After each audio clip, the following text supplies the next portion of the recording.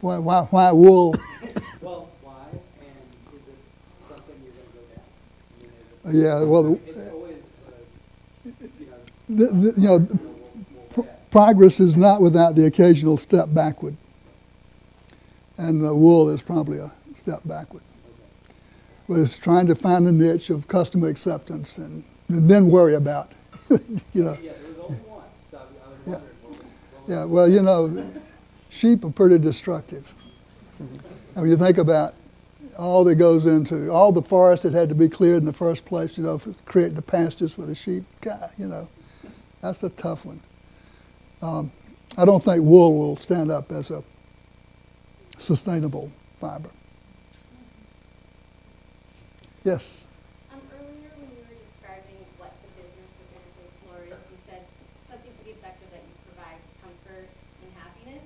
It struck me as unique because you could have said, you know, we manufacture modular carpet tiles. So do you sort of see your business transforming from a manufacturer and provider of carpet tiles to sort of someone who provides the service of carpet as it's kind of that close? I believe you've read the book.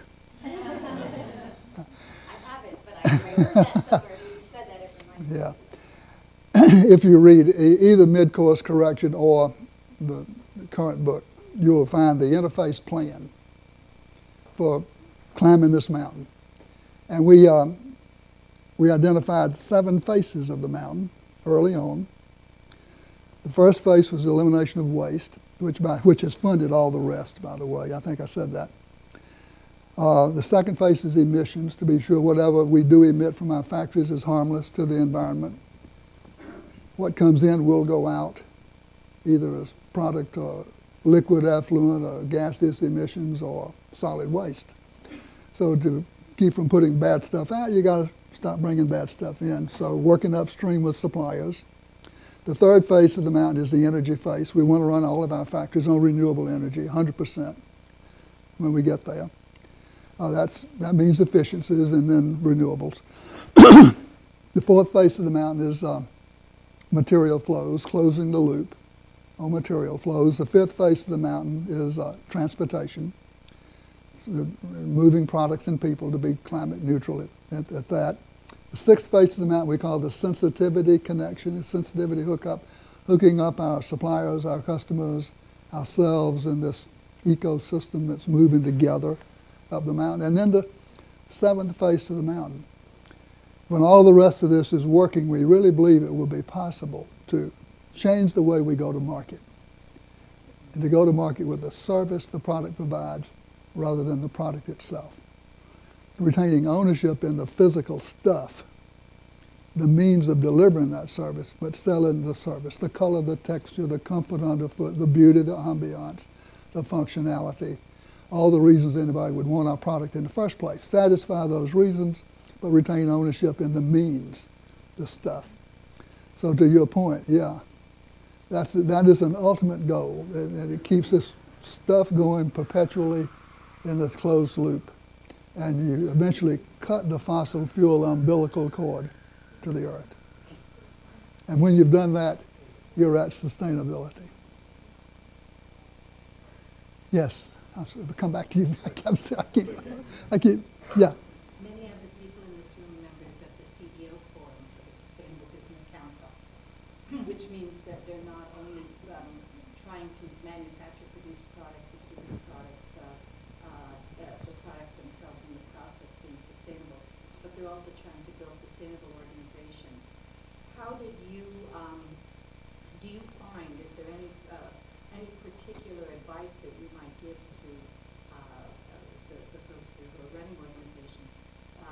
Any learnings that you had from changing your organization in order to meet some of your criteria? Did you have to change your training processes or compensation and reward systems, or what kinds of management practices did you modify that bring those success? I could be a smart ass and say you can pay for that information. But I won't do that. I won't do you that way. We did an awful lot, especially early on, in getting our people to accept change. We thought that was the biggest impediment. People get locked in the way they've always done things. So we did ropes courses. We took people outside on ropes courses. I've climbed that damn pole. That scared me to death. But anybody been on a ropes course? You know what I'm talking about? You know, that's a mind-opening experience, because you're dealing with your physical fears, but in conquering those, you're opening your mind to other kinds of change. So we did a lot of that, and it was very, very helpful in getting our people to not only accept change, embrace change, but be willing to make a mistake. It is okay to make a mistake, but learn from it and build on it and go from there.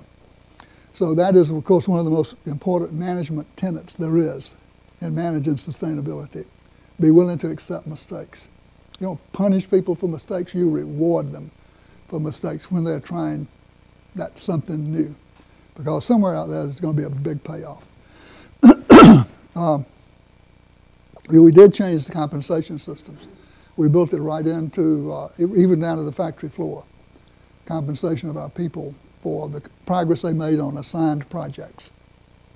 So that was undoubtedly an important factor. And in management, it's built into the bonus system with management too. So yeah, it's part of the compensation system.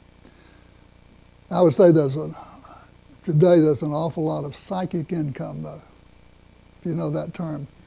A lot of psychic income with people who feel they are associated with something bigger than themselves, something that's important.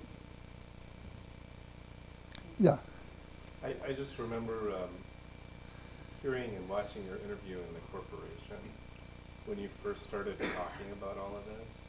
And then you start to list all of the challenges. And first you're this huge ray of hope, and then it's like, oh my God, all these daunting challenges. Yeah. But now that you've found that your econometrics sort of bear out your ecometrics, you sound a lot more optimistic. Are you? I'm optimistic we'll get there. I am not optimistic that the industrial system will change quickly enough to avoid catastrophe. It seems that your management approach to your industrial platform also is innovative.